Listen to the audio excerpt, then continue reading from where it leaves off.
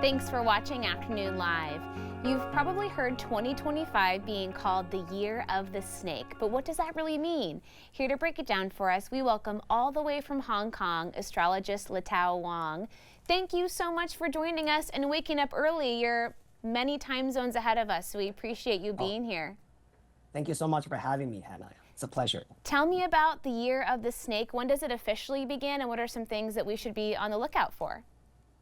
Absolutely, yeah. So this year, 2025, we are welcoming the new year of Snake, starting on February the 3rd, which is the official day of the start of the spring, based on the ancient Chinese solar calendar. We're actually seeing a very beautiful transition from the previous year's Yang dragon to this year's Yin snake. And the snake energy is all talking about our intuition, our sense of mysticism, wisdom, and transformation.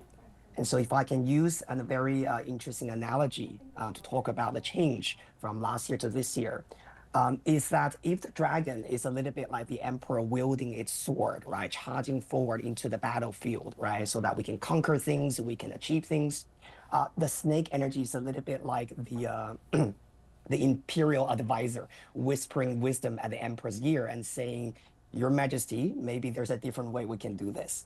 And so this year it's all talking about, take a step back, right, and do a little bit summary about what we have achieved and what we haven't. And so this is about gaining a lot of the wisdom through our past experience. That's so fascinating. So are there differences in looking at the Year of the Snake in terms of Chinese astrology versus more Western astrological approach? Well, that's a great question. So it's fascinating to see how aligned the Western astrology and the Eastern metaphysics are, because snake, as an animal in Chinese astrology, is also about shedding the old skin, right? So when we are actually learning about the past, when we are summarizing our old experiences, we also have to come to terms with, okay, what do I need to let go? But in Western astrology, right, numerologically speaking, this year, if you add all the digits of 2025 together, we get number 9, right? 2 plus 0 plus 2 plus 5. And number 9 is a final number in the numerological sequence. So even from the Western numerological perspective, this year is about completion.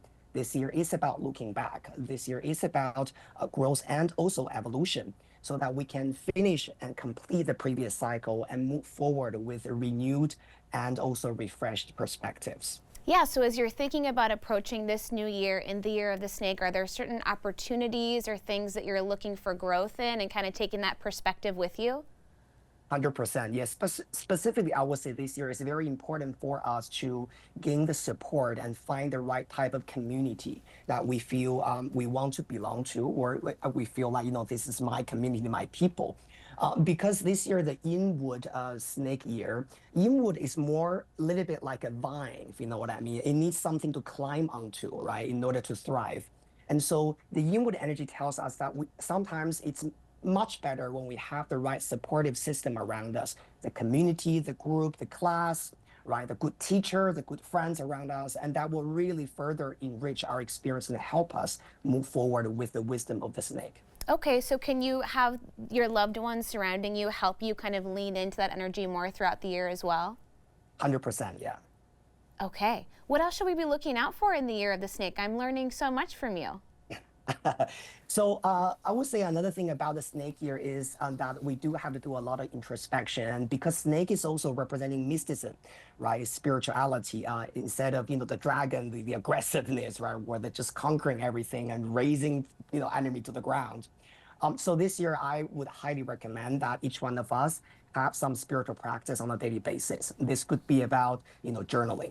Sometimes I associate with the snake with writing a lot, because a lot of the wisdom they does come from books, right?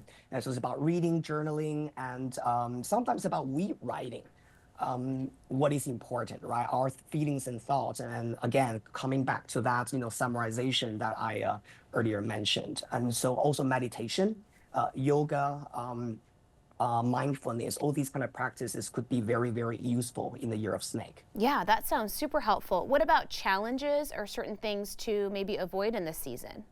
Absolutely, yeah. So Because snake energy will need us to shed the old skin, right? So one of the key things for this year is about how we can really draw boundaries and let go of our past, especially the past experience that can be quite entangling, if you know what I mean.